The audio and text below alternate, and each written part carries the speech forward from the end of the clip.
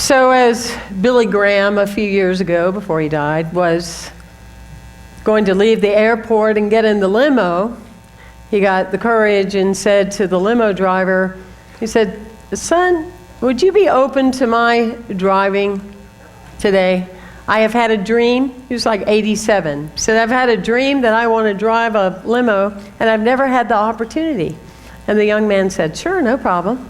So Reverend Billy Graham, he gets behind the stern wheel, and off they go, right? And so there's a state trooper that's newly assigned to his position, and he sees this limo go whizzing by, going 70 and a 55. So he pulls him over, and he kind of looks at what's going on. He's like, "What the heck?" So he doesn't know what to do. So he goes back and he says, "Get your license and your registration ready, and I'll be right back." And he gets on the phone with his supervisor, and he says, I've never had this situation. I'm brand new. He said, "I know that sometimes we're lenient on important people, and I've just stopped, this very important person going too fast." And so his supervisor says, "Who is it? Is it the governor?" He said, "Oh, no, much more important than that." "Well, who is it? Is it the president?" "Oh, no, much more important than that." Don't you take me anywhere. So anyway, So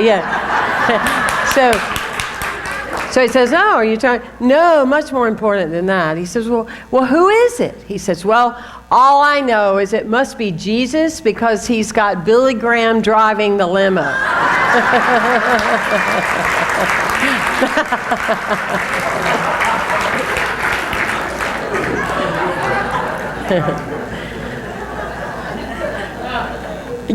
When our culture is aching, when our hearts are emerging to open deeper, it's then when we're driving that Christ consciousness, when the eyes are upon us, when people are looking, when our coworkers, when our children are looking into our eyes.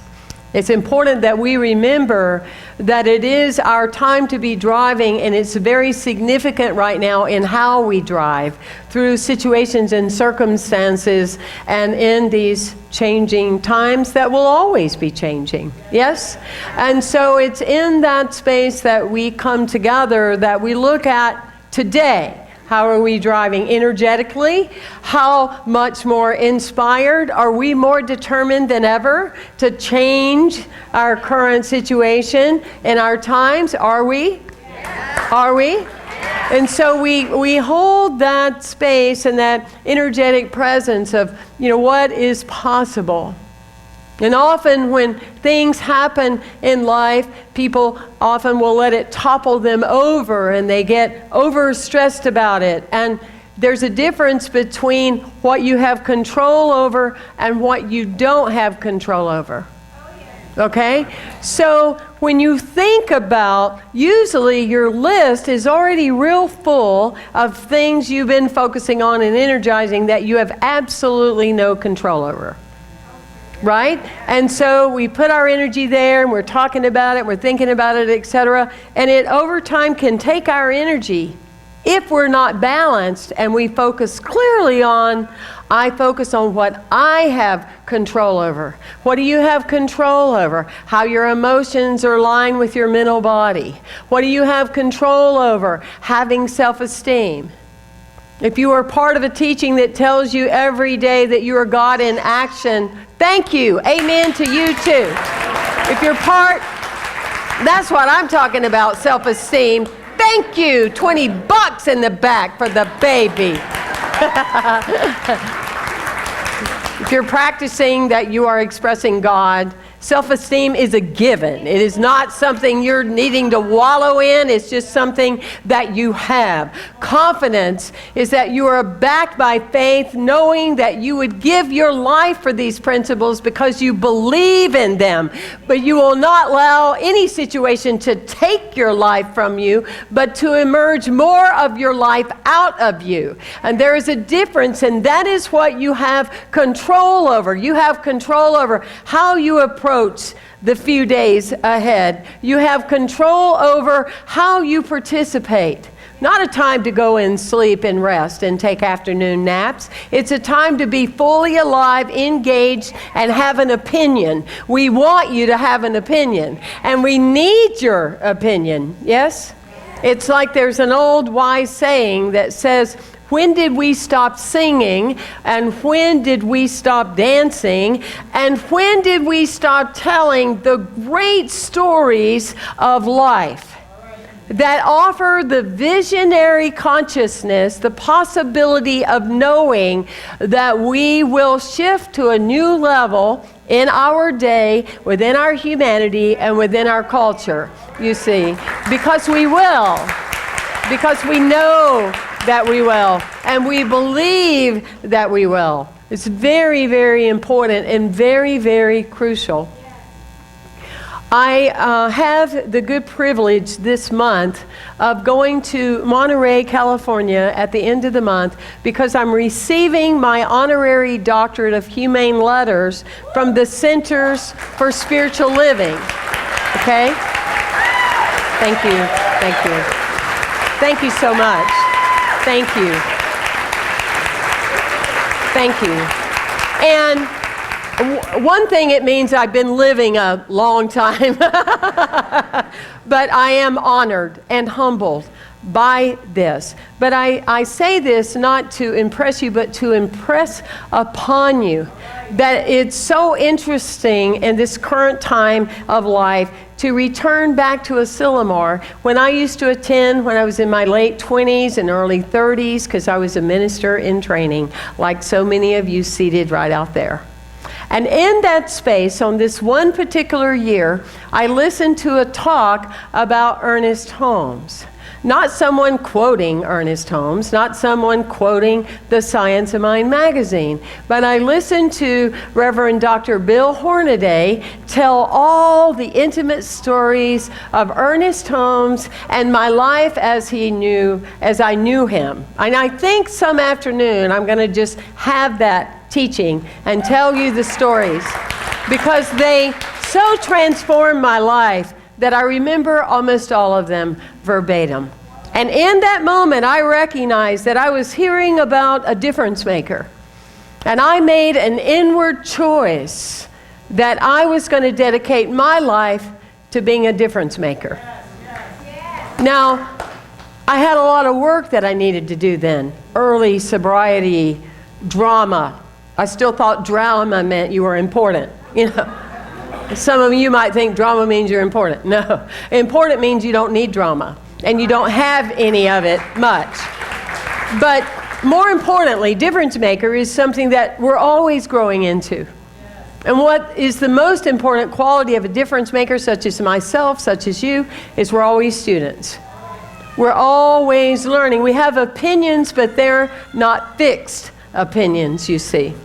And so I wanted to share with you some of the things that I have grown to understand over these last few years about the qualities of a difference maker, if that works for you today. Right? Okay. So one of the ways of being a difference maker is to be an enlightened rebel. And if you're not aware of it already, I'm just telling you today, you are a rebel. Right? If you were not a rebel, you would have never made it here. You wouldn't be seated here. You would have stayed somewhere where somebody's telling you what to think and what to do. And you broke out of that. So you are a rebel, right? Be happy for you that you are a rebel because you are free to use your own mind. And you use your own mind, and if anybody ever wants you to do something you don't want to do, they send you the opposite direction, so you'll actually, anyway, you get the point. You are a rebel. No one can get you to do anything that you don't want to do. But here's the thing. It's important that you are an enlightened rebel. Why? Because rebels, we are fire. We are so emotional. We are so happy about things. We're so joyful about things. And we are so blistering angry about certain things. Whoa, whoa, you have messed with Big Mama and Big Daddy. Woo, we are fire, right? We are that. And we do not want to eliminate that. And that's where New Thought missed the calling forever ago, is they didn't want people to feel their feelings.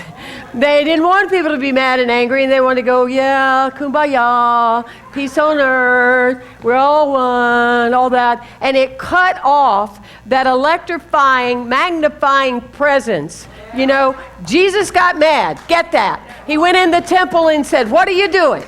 Get with it, right?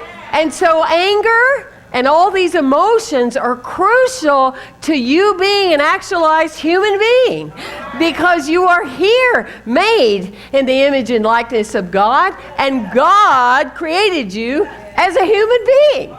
And so you feel these feelings, and you allow yourself to have them, and you sit with them, and you contemplate them. You may go in the silence with them. I've been up mostly all night long last night contemplating the various feelings coming through my body. So by the time I came and stood in front of you, there was a sense of enlightenment that was going to happen, because that's when you cut off your feelings, you never get the answer that will come to you, you see. So when you feel it, then the answer or the solution or what you are supposed to take action about will come to you. And that's your work to do. Does that make sense?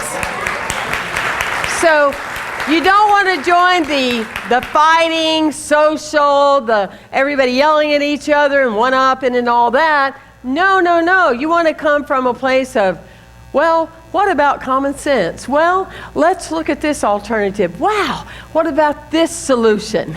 Because all of us that are joining those that are divided are just adding to that energy of division.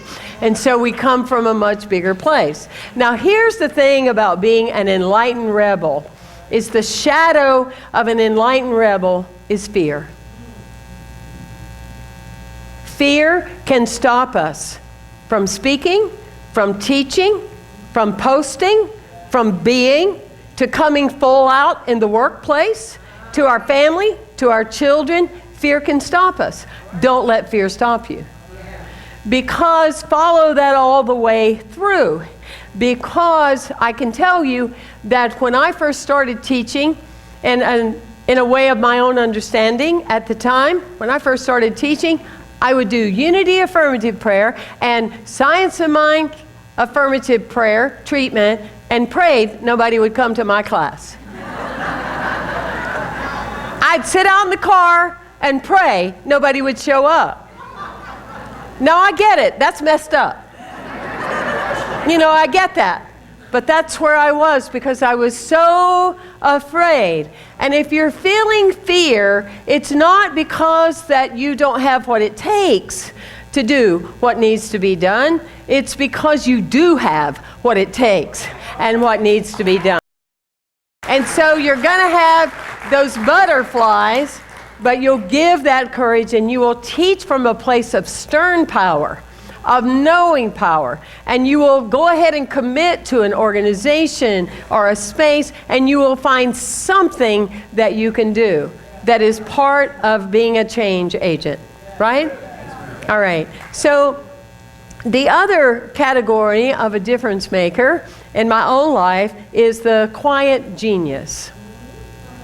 And the quiet genius, some of this information in studying different authors, like Gay Hendricks, talks about the ability for all of us to live in our excellence and our genius, okay? And so what that means is that when you have these gifts in your life that you really want to share and express them, what stops people is they put too much energy in things they're not good at. Because, well, I know I can be competent. Well, oh, I know I can do that. Oh, I know I can learn how to do that. Oh, no problem. I can do this, and I can do that. I can do it. And they stop themselves from ever really sharing what they are exceptionally good at. Do you understand that? And so look at your life and the things that you're doing right now that you absolutely don't want to do.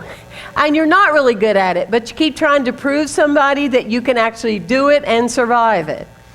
Think about it this way. If you are doing those kind of things, you are taking away from the person that would be their excellence and their genius. And you're in the way of them being able to do what they came here to gift to the universe. You know what the shadow of the quiet genius is? You may wonder. Martyrdom.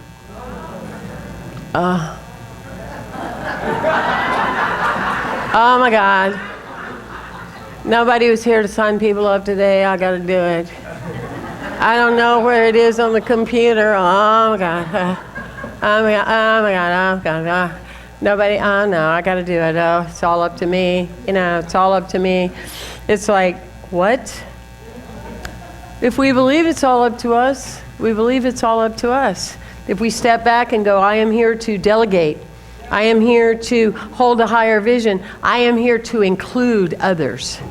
Ministers will call me, how did you grow your community? And I say, well, we do this and we do that. And, well, we do that. And their answer is, oh, I can't do one more thing. Oh, I can't do one more thing. Oh, I can't do one more thing. Oh, I can't do. It's like, that's already the issue. Nobody's asking you to do it. You just have to get out of the way so other people can do it, you see. Get out of the way. Let other people do it. Let other people share their gifts. Let other people shine. Let them be a bright light. We have a minister that's coming to start with us in January, and she came up. She lives on the near Naples. And so she's coming up. She's going to be joining our team. And she told me, she said, and I love administration. I almost ran over there and sat in her lap. A minister that loves administration. Give her a hand. Oh my gosh. Oh my gosh. I can do it. I know how to do it. And I could do it. It was the one thing I was doing. But I would keep somebody really good from being able to do what they love. And so you hold that. The moment you start saying what you got to do, you're already in your own way. Unless it's what makes you thrive. Unless it's what makes you alive. And we're talking, of course, of the work you're doing in the world as a difference maker. I'm not saying you're going to stand there and look at the refrigerator and you live alone and I refuse to cook. I mean, I'm talking about how you're impacting our communities and our humanity, you see. And so another one of those essence and ways of being is the sacred warrior. That is the individual. That is all of you. You don't have to be a keynote speaker. You don't have to be a motivational speaker. You don't necessarily have to be a minister. But you have ways that you can share, that you can communicate, that you can talk, that you can hold your presence when you are wherever you are in your life. And if there was ever a time to speak, now would be it. Now would be it. To move forward and to eliminate the need for someone to like you. Because if you're occupied with people liking you, you can never totally like yourself. Right? And so, sacred warrior is a crucial aspect of you. And it is necessary, and you don't have to go looking for it. It's not like you go to Amazon today and you order a little carry-all speaker set that you're going to keep in your car. So if somebody asks you how you feel, you go, I'm so glad you asked, and I'm going to give a speech. It's not about that. It's about, you don't have to go looking. It's somebody will come to you and say, what do you think? What do you think? That's not a time to melt. It's a time to say, thank you for asking. Let's practice. Thank you for asking. And then you tell them what you think, right? And what you feel and what matters to you. And here's the shadow of the sacred warrior. Invisibility. Invisibility. There are a number of you seated out there that have the answer to everything, the subtitles you read in the paper. It's not a time to be invisible. It's not a time to go hide. It's a time to live out loud. And I'm just going to clear with you. Is this working for you? Are you getting, is it making any sense? Because I'm going to just tell you clear, full disclosure, we're going to run a little behind today. But you'll make it. And you'll, is that okay with you? We run a little behind today? Okay. All right. So, but hold this space of being a sacred warrior. Children, millennials, long for sacred warriors. They do not entertain themselves by getting dressed and going to places and listening to people quote other people and talking with no biased opinion or no solutions that is necessary for right now. We need to take action and we need to provide viable solutions, but more than anything, we need to be living it, not talking it, okay? It's very, very crucial and important. And you'll have your own tribe. You will. And they're already there. They're just waiting on you to say something. That's what I mean. Say something. I'm going to say something. Let's say it. I'm going to say something. All right.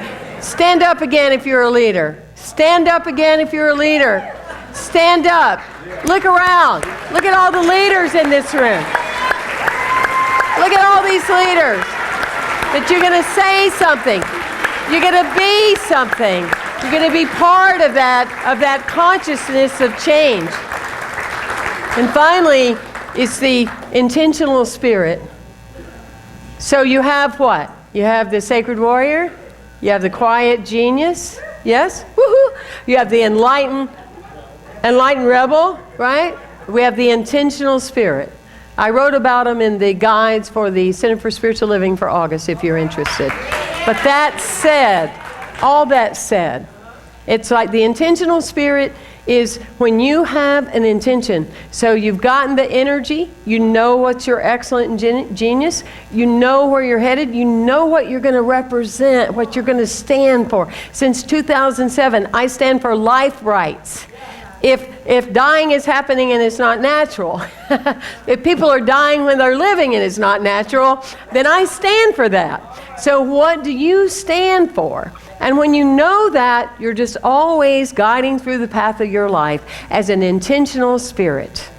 And it has nothing to do what the conditions of your life are. This is not like New Year's resolutions. Oh, I was going to be on a diet, but my cousin's coming and she makes a really nice chocolate cake, and so I'm going to wait till another time that we don't ever see. You understand? Intentional spirits are not guided by those things that happen, the need to move, the need to relocate. People have come to me, oh, Reverend Temple, I really want to do something here. I want to teach classes, and I want to do all that. And then they start to say, oh, but I'm waiting, and I'm waiting to work on my relationship, and I'm not really sure where I'm going to live, 10 years from now, and I'm not really sure if I'm going to get a dog or not. I'm not sure, but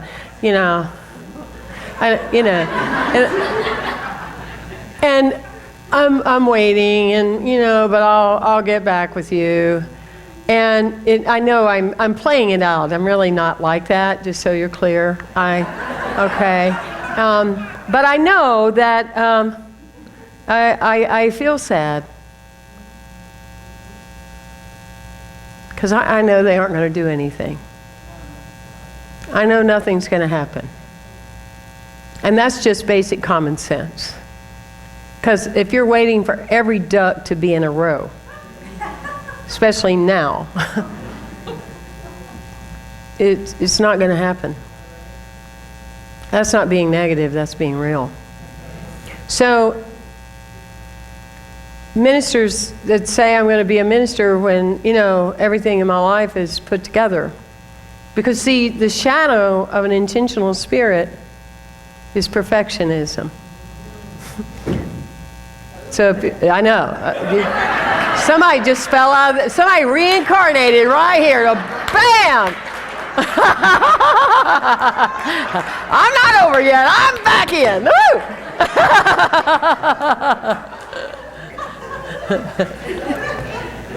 When you hear that monkey mind tell you about perfectionism, it's not being perfect.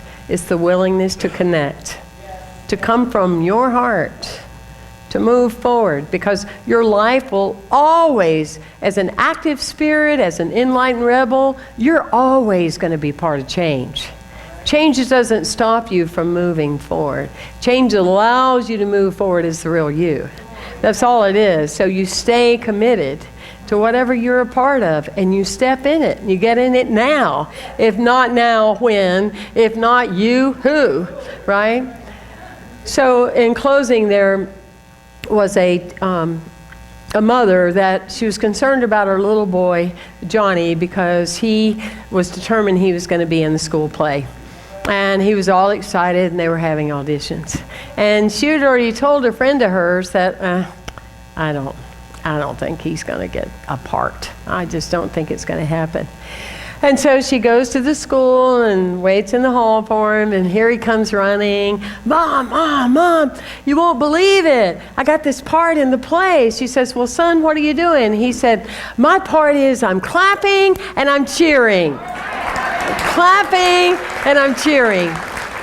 So for every person that you see around you and inside you that is a difference maker, please clap and cheer. Thank you. Thank you. Thank you. Thank you.